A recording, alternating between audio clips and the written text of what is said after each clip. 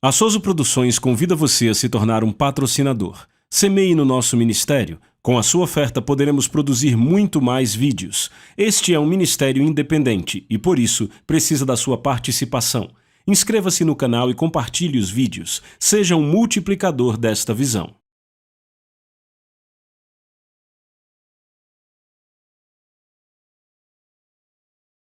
Os versículos usados nos vídeos que traduzimos nem sempre correspondem a versões em português. Muitas vezes precisamos traduzir do original em inglês para fazerem sentido no contexto do vídeo. Pai, obrigado! Aleluia! Aleluia! Uau, uau, uau, uau, uau! Estamos muito animados aqui hoje, hein? Amém! Bem, eu quero te dar as boas-vindas. Estamos já na lição número 10. É difícil de acreditar, já estamos na sessão 10 de Extraordinário. A vida que você está destinado a viver. Bem, como de costume, vamos fazer uma breve revisão. Na verdade, eu vou arriscar aqui. Na verdade, eu não quero revisar muito mais. Eu vou dizer só o seguinte. Extraordinário é definido como o que está além do usual. Excepcional, o que excede a medida comum. Qual o oposto de extraordinário? Vamos lá, me digam. Normal é o oposto de extraordinário e Deus te chamou para viver uma vida extraordinária. Ele não só te chamou para isso, mas isso agrada a Ele. Agora, o problema é que não podemos agradar a Deus em nossa própria habilidade, mas a boa notícia é que Pedro nos diz, em 2 Pedro 1,3, que temos tudo o que precisamos para viver uma vida que agrada a Deus. Tudo isso nos foi dado pelo próprio poder de Deus. E qual é este poder? É o poder da... Digam bem alto. É o poder da graça. A graça nos dá a habilidade de andar em santidade, nos dá a habilidade de trazer as provisões do céu para a terra, nos dá a habilidade de andar como Jesus andou, o que realmente me empolga na graça, além do fato de que ela nos perdoou e nos deu acesso ao céu, é o fato de que ela nos transferiu a natureza divina de Deus. Como Jesus é, assim somos nós neste mundo. Você pode dizer amém? A única forma de receber a graça é através da fé. Romanos 5, verso 2 diz que temos acesso a esta graça pela fé na qual estamos firmes. Então, embora a graça seja gratuita, a única maneira de ser acessada é quando simplesmente cremos em Deus. O condutor, é a tubulação de PVC que traz a graça para a nossa vida. É a nossa fé, somos salvos pela graça, através da tubulação da fé e então também em outras áreas da nossa vida. Então aqui está o resumo, pessoal. Sem fé, sem acesso à graça, sem habilidade de agradar a Deus. Pouco acesso à graça, pouca habilidade de agradar a Deus. E você diz, vamos lá, John. Como você diz uma coisa dessas? É verdade? Porque não é possível agradar a Deus em sua própria força? Vê, quando você realmente envolve seu coração numa mensagem dessas, você percebe então que toda a glória vai para Deus? O problema é que tem muito cristão tentando agradar a Deus por conta própria. Que diferença tem entre isso e o legalismo da lei? Eu lembro que o dia que eu descobri sobre a graça foi o dia que eu realmente me tornei feliz. Quando eu descobri, sabe, porque eu olhava para a graça e dizia, bem, ela me salvou, me perdoou, eu vou para o céu, mas é muita luta aqui na terra, né? Mas eu percebi que Deus estava dizendo, não, suas inabilidades são aperfeiçoadas pela minha força, pela minha graça. Minha graça é suficiente para você. Porque a graça nos dá a habilidade de ir além da nossa habilidade. A graça nos dá a habilidade de fazer o que Deus nos chamou para fazer quando não conseguimos fazer isso em nossa própria força. Vai dizer a um bando de escravos que eles vão derrotar gigantes guerreiros habilidosos? Não temos habilidade para isso, foi o que os 10 disseram. Mas os outros 2 disseram, vamos pegar eles. Deus falou, tudo o que eles precisavam era crer. E teriam habilidade para fazer. Tiveram que esperar 40 anos até que os outros caras, sabe... tirassem todos daquela posição miserável, sabe? Mas foi assim que foi. O que aconteceria se todo o corpo de Cristo começasse a crer em Deus? Se a gente de fato... Sabe o que Deus disse? Depois daqueles 10 espias virarem 3 milhões de pessoas... 3 milhões de pessoas contra Deus? Pense nisso. Aqueles 10 caras viraram 3 milhões de pessoas contra Deus? Eu te digo, Deus ficou furioso. Sabe o que Deus disse depois disso? Ele disse, tão certo quanto eu vivo. Minha glória cobrirá a terra como as águas cobrem o mar. Sabe o que ele estava dizendo? Um dia eu terei uma geração que vai crer em mim como Josué e Caleb, de forma que minha glória manifesta poderá cobrir a terra? Eu creio que nossa geração é esta geração. Deus estava dizendo: minha glória não pode encher a terra até que eu tenha um povo que creia em mim. Por quê? Porque os céus são os céus do Senhor, Salmo 115, 16, e a terra ele deu aos filhos dos homens. Eu estou entrando no profético aqui, saindo do roteiro. Eu estou dizendo a vocês, pessoal, eu percebo isso no meu espírito muito forte agora. Sabe, eu tenho ensinado muito a vocês aqui, mas eu quero simplificar. Tudo se resume a crer em Deus. É muito simples de falar, mas é outra história quando temos que viver isto. O que faz de uma pequena mulher como Kathryn Kuhlman diferente de todo o resto? Ela creu em Deus. Ela creu em Deus. Colocamos pessoas em pedestais. Oh, que grande dom foi posto na vida dela. Sim, Deus distribui dons aos homens, mas esses dons não operam se não houver fé. Se eles não crerem. Por que alguém se chatearia com a fé? Por que alguém alguma vez sequer lutaria contra a fé? Ah, isso é muito extremo. Isso é demais. Bem, tem gente que é extrema e é demais. Isso é muito triste. Pegam a palavra de Deus e usam para satisfazer sua própria luxúria. Então o que você faz? Você pega o bebê e joga ele fora com a água suja do banho? Você não faz isso. Você entende, você lê os evangelhos e percebe: oh, Jesus realmente se alegrava quando as pessoas tinham fé. Não ficava muito feliz quando elas não tinham. Estão comigo? Sem fé, sem acesso à graça, sem habilidade de agradar a Deus. Pouca fé é pouco acesso à graça, pouca habilidade de agradar a Deus. Grande fé é abundância de graça, grande habilidade de agradar a Deus. Os discípulos levaram um bom tempo para entender isto, mas quando entenderam, isso ampliou o entendimento da deficiência deles e trouxe clareza do porquê Jesus era tão intolerante com a fé subdesenvolvida deles. Então finalmente clamaram. Lucas 17, verso 5. Nós precisamos de mais fé. Nos diz como conseguir. Olhe para a Bíblia. Finalmente eles clamaram: nós precisamos de mais fé, Jesus. Nos diga como conseguir. Então Jesus olha para eles no verso 6 e diz: se tiverdes fé como um grão de mostarda, repita, grão de mostarda, direis a esta moreira: arranca-te e transplanta-te no mar, e ela vos obedecerá. A semente de mostarda é extremamente pequena, tem cerca de 2 milímetros de diâmetro, é bem pequenininha. Se você pega uma caneta bem fina e faz um ponto, é mais ou menos do tamanho da semente de mostarda. Em outras palavras, a fé se origina naquilo que parece insignificante, e aí muita gente se perde. Estão sempre procurando pelo extraordinário em coisas substanciais, mas o extraordinário se origina em coisas que parecem insignificantes. Começa com uma semente. O que é essa semente? Nada mais do que a palavra de Deus.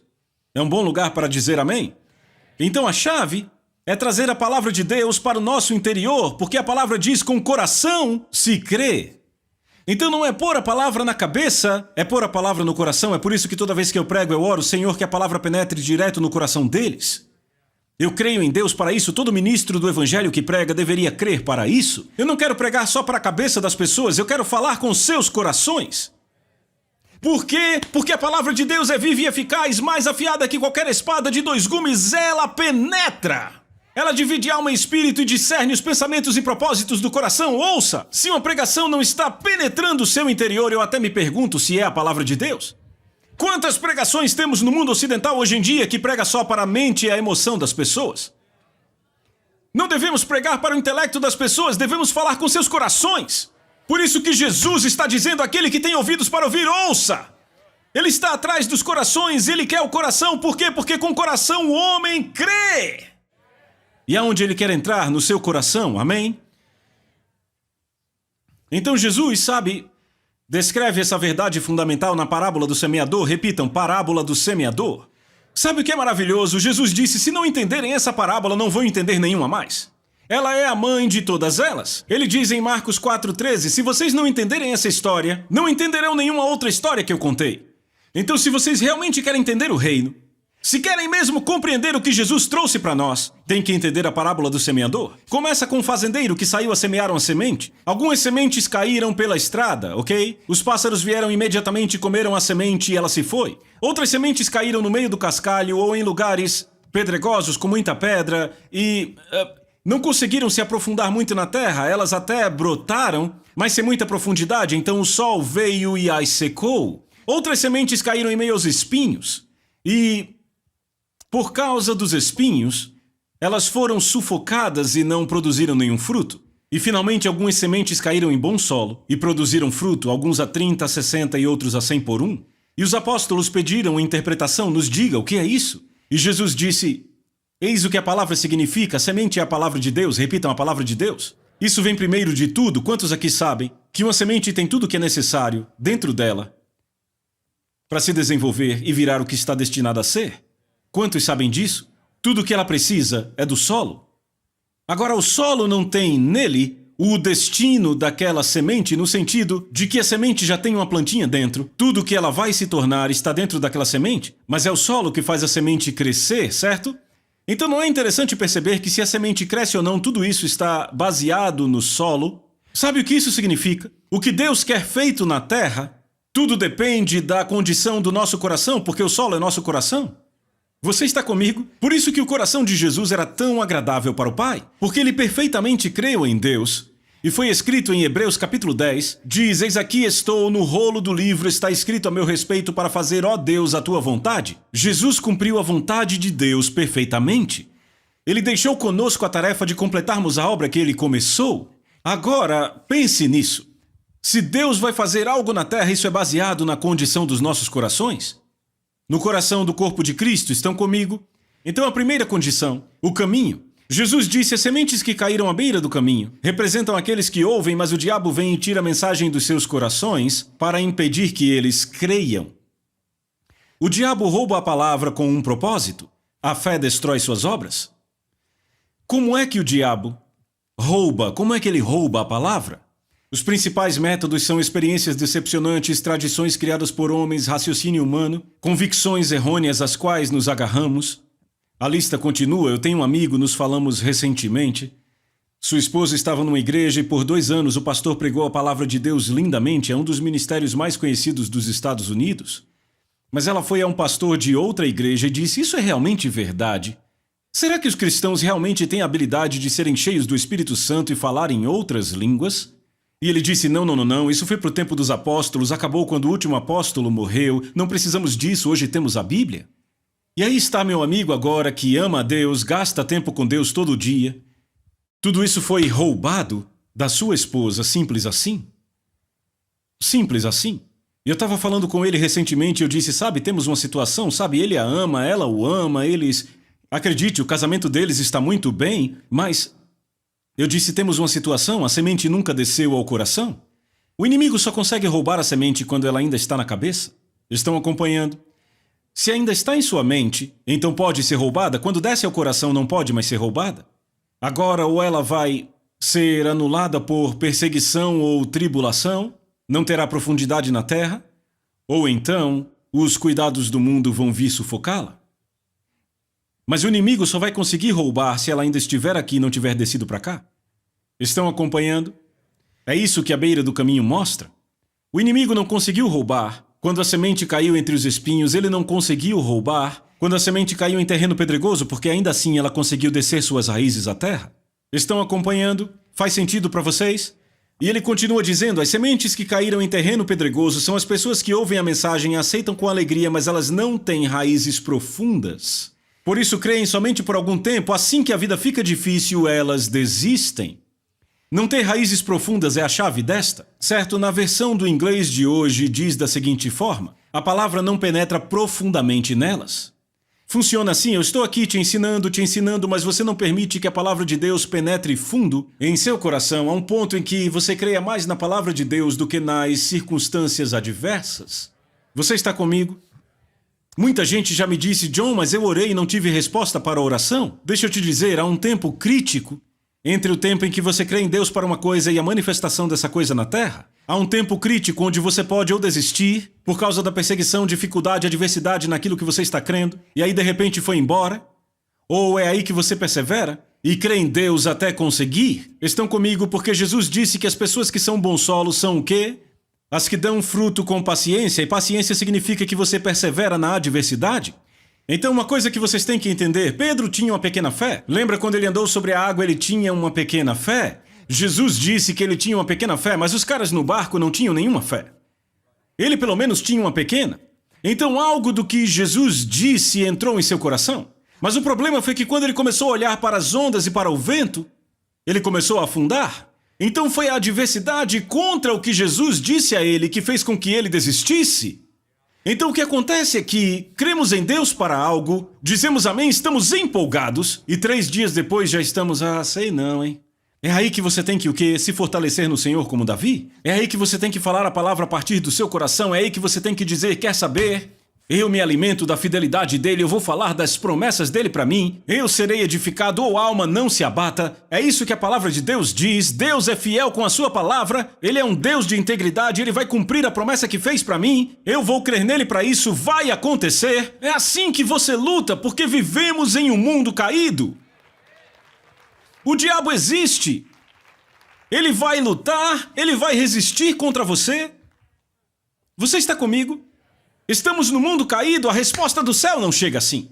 Não me entenda errado, há certos milagres de Deus que são instantâneos, mas eu já descobri que muitas vezes há um período entre a hora que você diz amém e a hora que a coisa se manifesta na terra.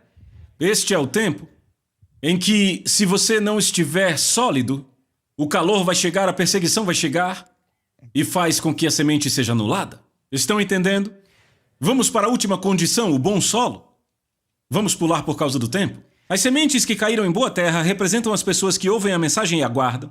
Em um coração bom e obediente, elas persistem, repitam, persistem. Lembre-se sempre, a persistência vai vencer a resistência. Talvez o inimigo resista a você, mas seja persistente. Eles persistem até darem fruto, certo? Quando você crê profundamente, você suporta, resiste às dificuldades e persevera em meio a qualquer adversidade que se opõe ao que Deus lhe revelou. Por isso é tão importante ouvir a voz dele em nosso coração a partir da Bíblia, e quando fazemos isso, ouçam com atenção, devemos permanecer nela, devemos meditar nela, devemos pensar nela, devemos focar na imagem que a palavra traz, devemos deixar que a palavra pinte a imagem em nosso coração. Vinda da palavra, entendem? Ok? Deixa eu falar algo importante. Deus muitas vezes vai falar conosco. Ele vai falar conosco, mas as palavras que ele fala conosco criarão imagens. Repitam, imagens. Não, deixa eu dar um exemplo. Se eu disser pôr do sol, o que as pessoas pensam? Cada um pensa uma coisa diferente. As pessoas no Colorado, pensaremos no pôr do sol glorioso em agosto. Sabe, com todo aquele céu brilhante daqui, parece que todo dia Deus pinta aquele cenário quando o sol se põe. Se você pensa no Arizona, você pensa naquele sol enorme, incandescente se pondo. No Havaí, aquele sol lindo se pondo no meio da água, cada um tem a sua imagem. Se eu disser carro, talvez uma mãe pense imediatamente numa minivan. Um homem de negócios pensaria num sedã. Um jovem talvez pensasse num carro esporte. Outra pessoa pensaria num conversível. Provavelmente não no Colorado, mas enfim.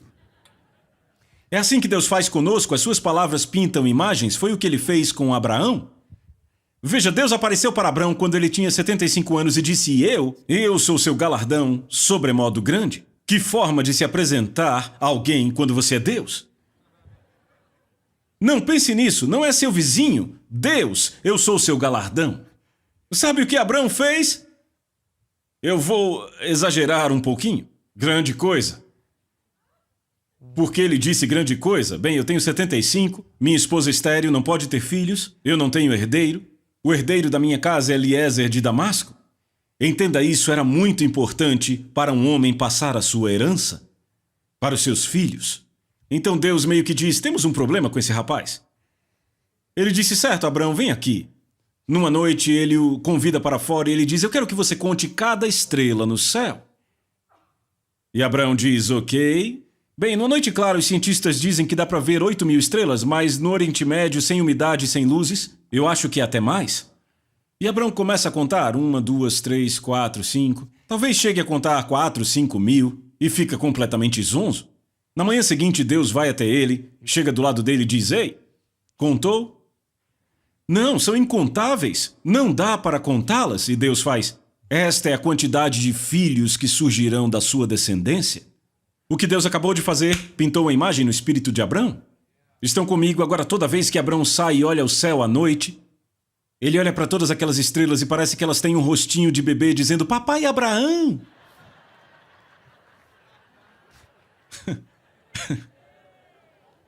Então... E aí Deus usa outras formas para se comunicar com ele? Porque Deus o envia para outro lugar. Deixa eu ver, deixa eu encontrar aqui. Sim, ele disse em Gênesis 22:17: Te prometo que te darei tantos descendentes quanto as estrelas no céu e quantos grãos de areia ao longo da costa. Ei, por que Deus disse isso? Porque a peregrinação de Abraão, a maior parte da peregrinação acompanhava o mar.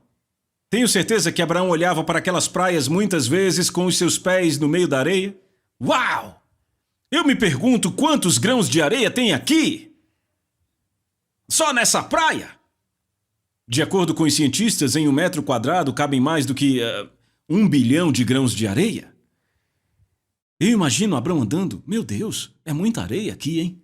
Então Deus vai até ele e sabia que ele já tinha pensado nisso. E aí Deus faz: seus filhos serão tantos quantos os grãos de areia que há na costa. E Abraão pensa: serão inúmeros? Se Abraão vivesse hoje e fosse um biólogo, Deus diria a ele: seus descendentes serão tantos quanto as células do seu corpo, porque Deus quer se comunicar conosco em imagens. A palavra dele, ele quer. Se você olha para Jesus, Jesus faz a mesma coisa. Ele fala com pescadores sobre peixes. Por quê? Porque essa era a profissão deles.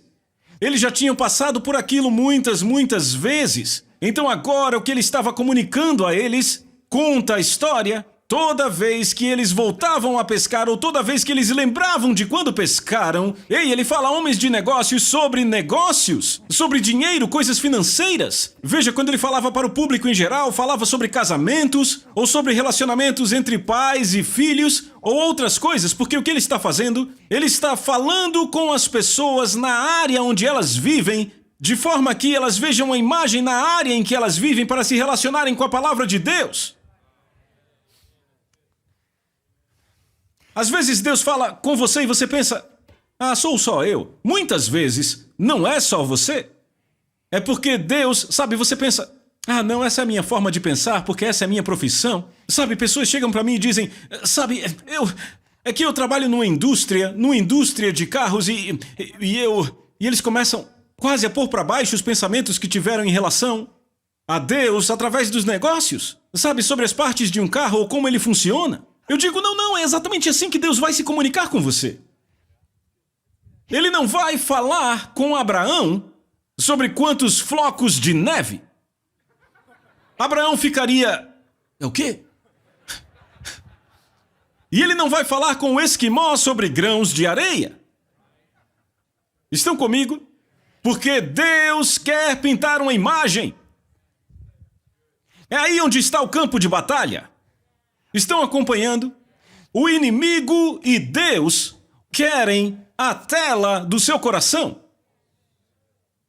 Se o inimigo puder pintar visões ali de derrota, se ele puder pintar visões de pessoas te rejeitando, de pessoas não gostando de você não sendo bem-sucedido. E veja, olhe para Jacó. Ele era tão inteligente. Ele combina com seu sogro Labão e diz: todas as ovelhas salpicadas são minhas. Labão diz: ok, meu amigo, são suas. Porque só apareciam ovelhas manchadas de vez em quando. Mas Jacó, ele sabe como Deus trabalha. Então o que ele faz? Ele sai, pega varas e coloca imagens de manchas e salpicos na frente daquelas ovelhas, bem onde elas vão comer. E aí toda vez que elas vão comer, vêm salpicos e manchas, e o que fazem? Começam a reproduzir ovelhas salpicadas. Como Jacó sabia disso? Porque foi assim que Deus falou com o avô dele. O vovô Abraão, sabe, Abraão ensinou a palavra de Deus aos seus filhos. Por isso que Deus disse: eu escolhi Abraão, porque ele ensinará aos seus filhos a minha palavra.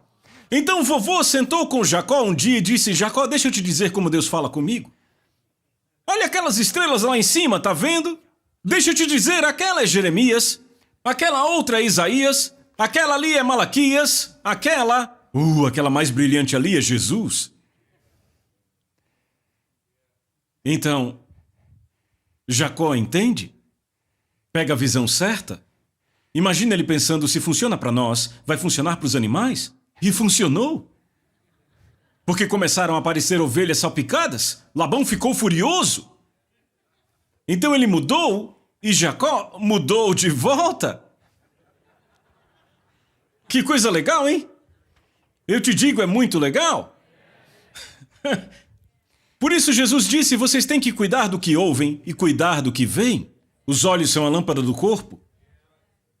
Atentai no que ouvis, Marcos 4:24. Então, sabe o que é a preocupação? É um filme sendo passado na sua tela, antes mesmo de acontecer. Por isso que Deus odeia a preocupação. Não ande ansioso, não se preocupe por nada. Estão comigo? Eu te digo, já houve tantas vezes em que eu gritei, Deus, porque eu não quero esse filme passando na minha tela. Então, digamos que eu estou olhando para uma coisa bem difícil. E eu passei por isso recentemente, ok? Eu estou sendo honesto e pregando isso aqui. Você sabe o que é pregar essas 12 mensagens? Você sabe, eu tenho que pregar tudo isso em 2 dias. 12 semanas seria bem mais fácil.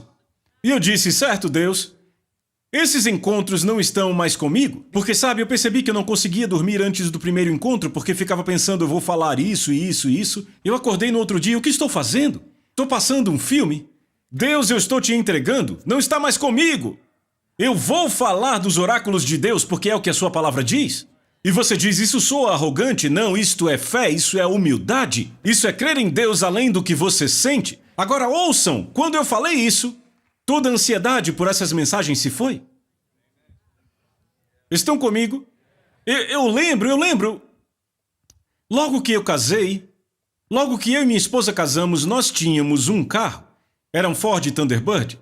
Em Dallas é muito quente e coisas ruins acontecem. Eu chego em casa do trabalho um dia e o pneu está completamente murcho. Eu não tenho dinheiro para comprar um outro pneu e nem tenho step. E agora o que eu faço? Bem, no dia seguinte eu fui ligar o carro e o carro não ligou, o alternador morreu. Então sabe o que aconteceu no dia seguinte? Eu não estou brincando, é sério, a Lisa pode confirmar. Não sei se foi um dia depois do outro, mas lembro que foi tudo numa semana só. Eu saio para trabalhar e as janelas explodiram com calor. Elas explodiram por causa do calor. Então agora eu tinha um carro e se chover e der um problema, eu não consigo ligá-lo, não consigo dirigi-lo. Então eu estava lá dentro do carro e tudo passando pela minha mente, sabe? O filme estava passando, querido. A imaginação, você entende, passando. Então eu dirigindo e eu... Senhor, você disse que eu não deveria andar ansioso ou me preocupar por nada. Então, em nome de Jesus, você disse que eu deveria orar e te entregar tudo em oração, com súplicas e petições em ação de graças. Então, nesse momento, eu te entrego este carro. Não está mais comigo. Eu vou continuar servindo a igreja, eu trabalhava em tempo integral. Vou continuar fazendo o meu trabalho e não vou ser incomodado por pensamentos sobre esse carro. Eu disse, o problema agora é seu, Deus, não é mais meu. Não me entenda errado, não significa que eu fiquei inativo, só que não me preocupei mais. Eu disse, sabe, quando tiver tempo vou resolver e... Quer saber? Um mecânico apareceu que era amigo de um amigo que era mecânico. Eles disseram, o mecânico vai te ajudar, ele vai resolver tudo. Consertou o pneu, consertou o alternador, as janelas e ele nem me cobrou nada. Porque eu nem tinha dinheiro. Fazíamos $18 mil por ano, Lisa e eu, era a nossa renda familiar, $18 mil depois de devolver o dízimo. E Deus continuou fazendo isso comigo, e aí quando fomos os dois para o ministério, eu não sabia nem de onde vinha cada centavo. Mas sabia que eu nunca perdi uma noite de sono, porque eu disse, Deus, o cuidado com esse ministério não é meu, é seu. Então eu nunca tive um filme. O que vai acontecer se não tivermos dinheiro? Isso nunca passou para mim? Não é um cuidado meu, é dele. Eu disse, se você não puder tomar conta desse ministério, eu desisto, vou trabalhar no mercado e digo às pessoas que você não conseguiu. Agora sabe o que mais? Eu não estava sendo arrogante, só estava sendo honesto. Eu disse, Deus, esse cuidado não é meu. Ok? Por que é que eu vou me preocupar com essas coisas? Por que eu vou passar um filme de coisas que eu não posso resolver? O que eu faria para conseguir mais dinheiro? Eu devo estar pregando. Então é isso que eu vou fazer. Você tem que entender o que eu quero dizer é que a esperança é o filme que Deus passa no seu espírito. Por isso a Bíblia diz que é fé da substância as coisas que se esperam. A Bíblia diz que Abraão creu contra a esperança natural porque a sua esposa não poderia mais ter filhos. Mas contra a esperança natural, ele fez aquele filme passar em seu espírito. E disse, vou me agarrar a esse filme, veja as estrelas. Ok, filhos, vocês estão vindo! Agora, o filme natural dizia, ela é estéril, ela passou da idade de ter filhos, sua fertilidade está morta. Aí Deus vem e diz, Abrão, eu não quero que você se chame mais Abrão, quero que você creia em mim, seu nome será Abraão. Eu sou um pai de multidões. E os amigos pensando, que idiota, ele ficou, foi doido. E lá vem o bebê. Lá vem o bebê. Vamos ver quem ri por último. Se é quem crê em Deus ou quem crê nas circunstâncias naturais, a arma número 1 do inimigo é tentar fazer com que as coisas de Deus pareçam anormais e que as coisas dele pareçam normais. Ei, ele não é burro, ele não vai aparecer para você com um tridente e um rabo pontudo dizendo, eu sou o diabo, vou roubar a palavra de Deus. Ele não é burro, ele quer fazer com que as ideias dele, os seus filmes pareçam normais e que os de Deus pareçam anormais. Você está comigo? Olhe para Jó, Jó disse aquilo que eu mais temia. Aconteceu comigo? O que eu tinha pavor aconteceu? Isso é Jó 3:25. Era um filme passando no coração dele. Isso abriu uma porta. Estão comigo? Jesus disse, o príncipe deste mundo nada tem em mim. Por quê? Porque Jesus não vivia em preocupação, vivia em fé. Ele nada tem em mim. Veja, o que Jó mais temia foi o que aconteceu com ele. De alguma forma, o filme começou a passar nele, o filme do medo. Por isso que a Bíblia fala em destruir fortalezas, diz assim, embora andando na carne, não guerreamos segundo a carne. Quantos sabem que estamos em guerra? Aqui não é um parquinho, é um campo de batalha? Ok, é um bom lugar para dizer amém. Porque as armas da nossa guerra não são carnais e sim poderosas em Deus para destruir fortalezas. De que fortaleza Paulo está falando? A melhor versão diz derrubando toda imaginação. Por isso que quando eu era jovem, tinha acabado de ser salvo, uma das maiores batalhas que eu tive foi contra a luxúria. Sabe, parecia que se houvesse qualquer luxúria, qualquer tipo de pornografia leve ao redor, os meus olhos ficavam, não. E eu pensava quando eu era jovem, será que um dia terei um relacionamento normal com uma mulher? Porque eu tinha acabado de ser salvo, era solteiro, e eu não permanecia num relacionamento nem 3 meses. E o que eu fiz? Comecei a perceber que Deus me deu autoridade sobre aquelas imaginações, comecei a lutar contra elas com a palavra de Deus. E eu comecei a substituí-las com o que Deus estava pondo em mim. Eu dizia, Deus, fale comigo sobre minha esposa, por favor. Me mostre a minha esposa na Bíblia. Eu escrevi, sabe, a minha esposa ri disso, mas eu escrevi como seria a minha esposa. Eu disse, ela vai ser assim espiritualmente, ela vai ser assim na alma dela e será assim no corpo. Lembra, Shirley, minha sogra está bem ali? E uma das coisas que eu orava sobre a minha esposa é que ela teria que ter força de vontade. Bem como minha sogra diz...